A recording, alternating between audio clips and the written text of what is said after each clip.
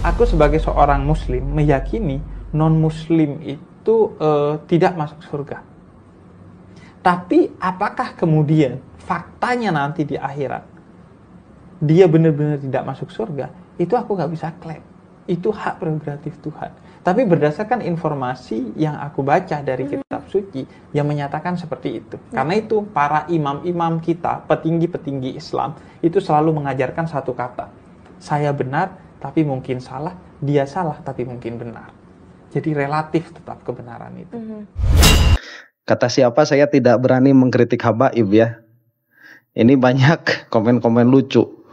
Oh, AA ini muridnya Ba'alwi, makanya bias tidak bisa mengkritik Ba'alwi. Jadi Ba'alwi itu adalah keturunannya Rasulullah Shallallahu Alaihi Wasallam. Maka kita itu husnuzon ya, dosa-dosanya diampuni oleh Allah Subhanahu Wa Taala. Itu husnuzonnya kita, bukan husnuzon saya seorang. Itu adalah husnuzonnya Ahlus Sunnah wal Jamaah. Selama itu dalam ranah kesalahan yang bentuknya bukan i'tiqad. Karena itu termasuk kepada perkara yang umum, bahwa Allah Subhanahu wa taala itu tidak akan mengampuni hanya satu dosa saja, yaitu dosa musyrik. Sedangkan dosa-dosa yang lain itu mungkin diampuni. Nah, malah bukan hanya mungkin ya, ada kabar itu pasti diampuni. Nah, cuman diampuninya bagaimana? Apakah langsung diampuni oleh Allah, atau masuk neraka dulu, atau nanti kena oleh syafaat Rasulullah Shallallahu Alaihi Wasallam atau syafaatnya ulama? Nah, itu nanti banyak cara-caranya di yaumil qiyamah itu. Jadi kepastian masuk surga itu bukan hanya milik dzurriyyahnya Rasulullah Shallallahu Alaihi Wasallam, bukan.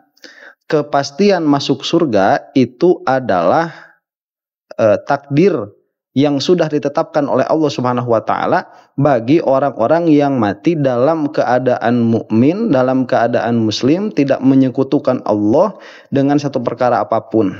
Nah, ada Habib ya, Habib ini Habib Ja'far. Dia itu pengetahuan agamanya tidak mumpuni ya. Jadi masalah besar di kita itu, ilmu kalam, ilmu tauhid itu tidak dipelajari sedari awal. Harusnya orang itu kalau mau berbicara, mau mengayomi masyarakat, mau mengayomi umat, ini dulu yang harus selesai. Jadi lebih baik kamu itu nggak punya ilmu yang lain selain ilmu tauhid, daripada kamu itu punya ilmu yang lain tapi tidak punya ilmu tauhid. Itu harus di situ dulu, minimalnya sekadar cocok disebut alim begitu. Nggak bisa cuman sekedar fardu ain kalau mau menjadi alim itu. Karena orang yang alim, orang yang banyak berbicara di depan masyarakat, itu pembicaraannya kan banyak membahas perkara. Nah, tatkala dia itu banyak membahas perkara, maka akan timbul banyak pertanyaan. Nah, pertanyaan-pertanyaan ini apabila landasan tauhidnya belum ajeg, apabila landasan tauhidnya hanya tahu yang dasar-dasar saja, itu bisa jadi malah menjawab menyalahi kaidah-kaidah tauhid. Nah, Habib Ja'far ini ya, saya tetap sebut Habib. Meskipun saya tahu keilmuannya itu jauh ya. Karena kebodohan seseorang, akhlak seseorang itu tidak akan bisa memutuskan kedzuriyahan begitu, tidak akan bisa memutuskan ini turunan siapa. Nah, dia itu kan ditanya apakah orang kafir itu masuk neraka atau masuk surga begitu. Nah, Habib Ja'far ini mengatakan bahwa dalam kepercayaan saya orang kafir itu masuk neraka. Nah, kemudian tapi kenyataannya bagaimana saya tidak tahu, karena itu adalah hak prerogatif Allah. Katanya begitu. Kemudian dia membawa perkataan.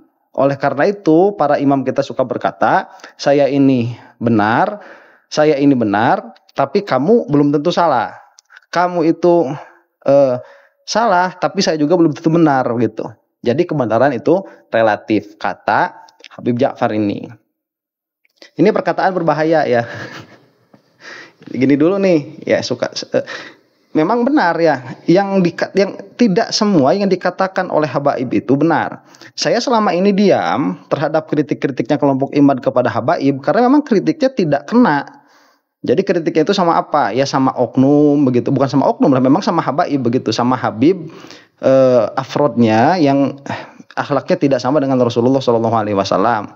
Kemudian itu menjadi landasan runtuhnya keduriahan dari Rasulullah SAW, itu nggak kena tuh. Kemudian membicarakan karomah ya. Nah, karomah itu bukan hanya Ba'alwi saja yang suka membicarakan. Itu kalau kamu kayak gitu kesimpulannya itu kurang literasi. Ya banyak selain Habib yang karomahnya aneh-aneh juga begitu. Itu juga nggak kena kepada permasalahan. Nah, andai kata si Imad ini menyerang ya apa yang dikatakan oleh Habib Ja'far ini, saya kan mendukung begitu. Ya, dalam pengertian ini mah nggak usah jadi Habib. Mau Habib mau bukan, perkataan seperti ini sudah salah sedari awal dan salahnya ini fatal. Nah, supaya kita ketahui dulu ya di mana kesalahan perkataan Habib ini. Jadi saya sering mengatakan di dalam perkara itu ada yang namanya maklumun minad dini bid-darurah. Dan maklumun minad dini bid-darurah itu semua orang sudah tahu, mau alimnya mau awamnya. Karena itu rata-rata dinukil secara mutawatir kepada kita. Contoh seperti Rasulullah SAW mengaku sebagai nabi.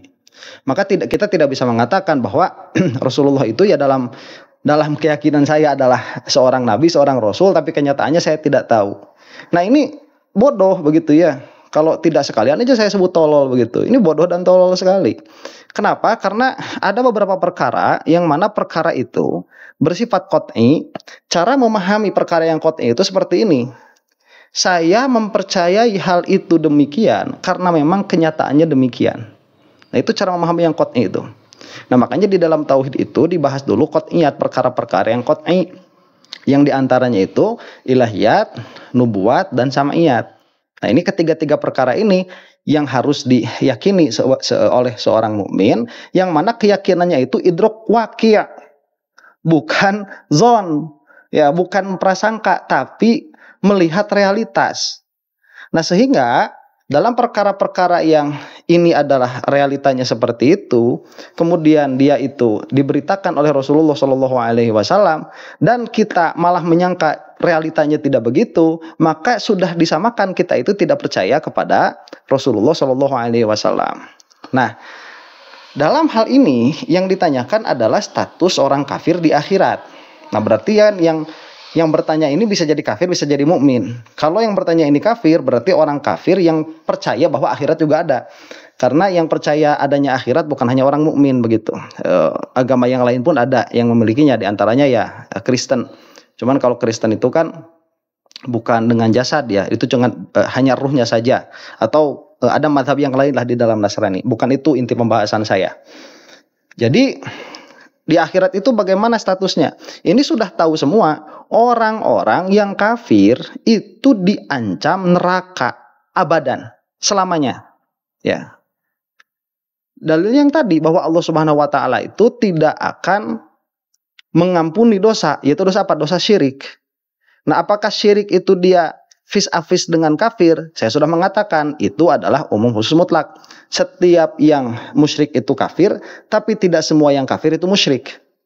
Nah, kemudian apabila misalkan dikatakan, ya berarti kan tidak semua orang kafir diancam neraka. Enggak, ada ayat yang lain.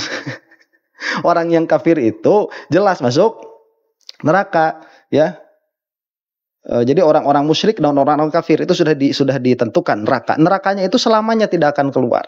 Nah, dan ini sudah tahu semua, ya. Saya tidak usah mengeluarkan dalilnya. Kalau mengeluarkan dalilnya berarti dakwaan saya ini maklumun minad dini bid-darurah gagal begitu.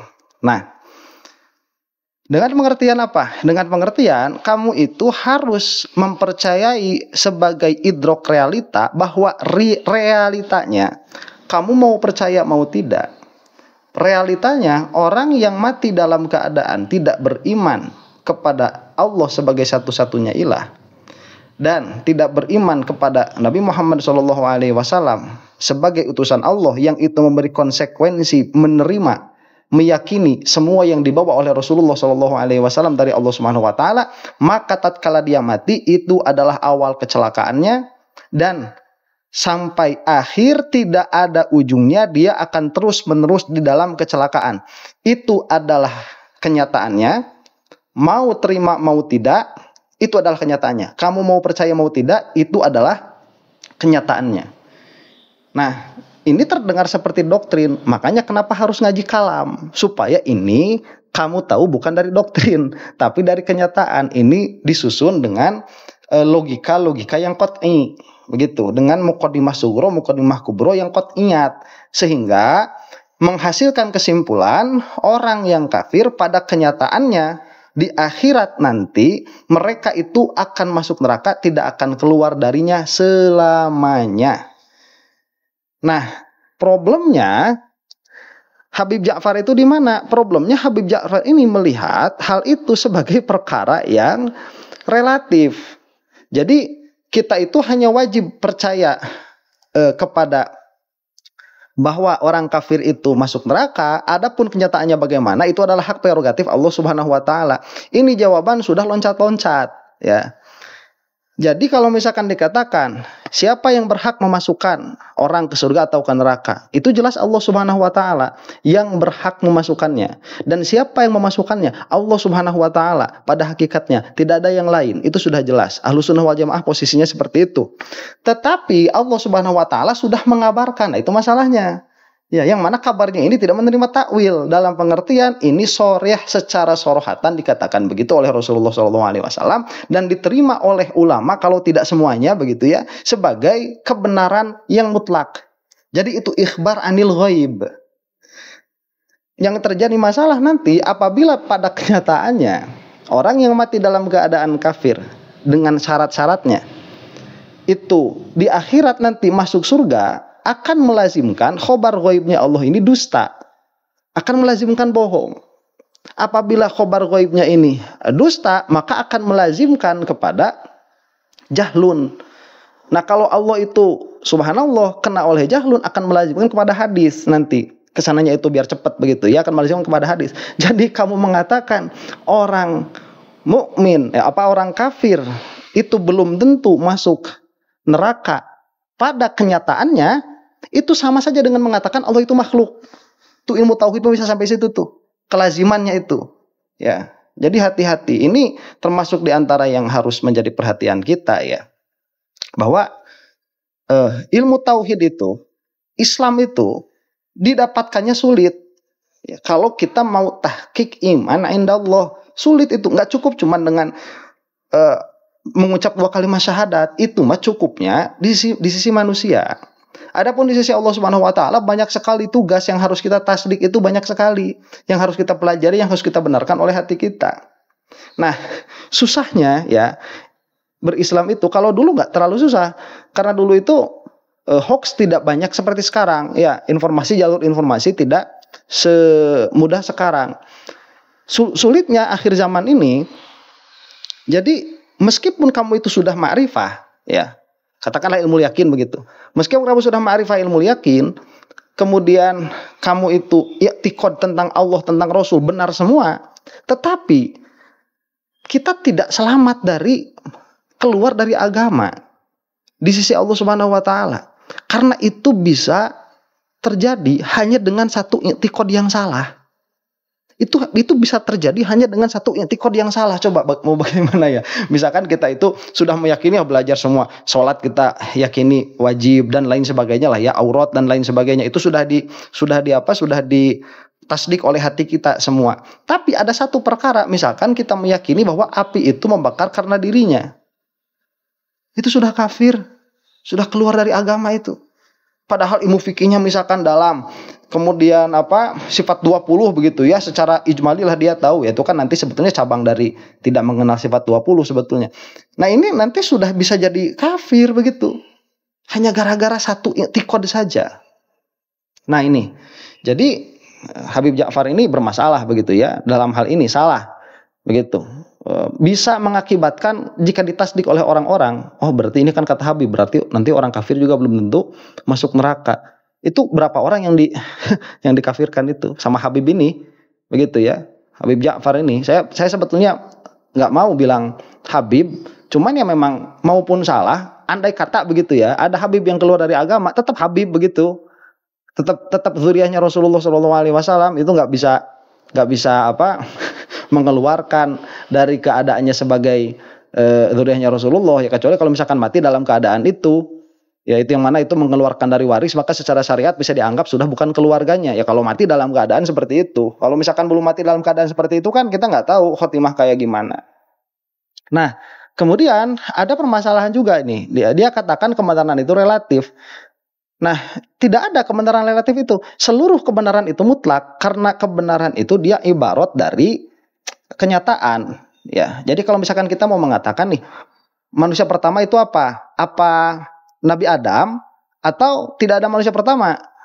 Karena semua kita itu nanti kembali sama plankton begitu. Jadi manusia itu tidak ada ujung satunya, karena ini dari evolusi yang terus menerus, yang mana pada akhirnya itu yang ini bisa jadi dari kadal anu, yang manusia ini bisa jadi dari kadal anu begitu.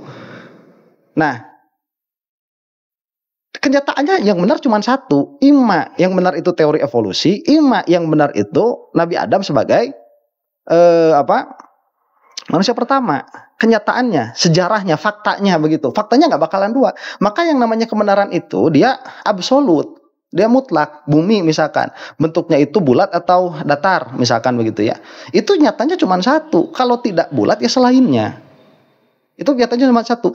Cuman manusia ini bisa mempersepsi kebenaran dengan banyak sekali sudut pandang begitu. Ya orang yang misalkan ngelihat dengan mata kepala telanjang, melihat ini datar, ya sudah saya katakan ini datar. Yang misalkan bulat itu mikir-mikir ya, kenapa di sini ada musim dingin, kenapa di sana ada musim panas dan lain sebagainya. Kemudian nanti ini pasti bulat, kemudian pasti ada kemiringan dan lain sebagainya. Itu hasil berpikir dia. Bisa jadi orang itu mempersepsi bumi seperti itu, tapi pada kenyataannya hanya satu. Jadi salah kalau mengatakan kebenaran itu relatif. Enggak ada. Kebenaran itu dia absolut. Hanya saja beberapa permasalahan kita tidak bisa mengakses kepada absolut keabsolutan kebenaran itu. Itu kita tidak bisa mengakses. Misalkan apakah ada kehidupan organik begitu ya kita katakan. Karena kalau misalkan kehidupan malaikat ada, kehidupan organik di luar planet bumi apakah ada atau tidak? Ya itu kemungkinannya kenyataannya cuma satu, ima ada atau tidak ada kenyataannya. Cuman manusia ini lihat ini sesuatu yang kita tidak bisa memastikan kebenaran pada kenyataannya. Akhirnya banyak orang berpendapat. Nah itu nanti disebutnya zonni.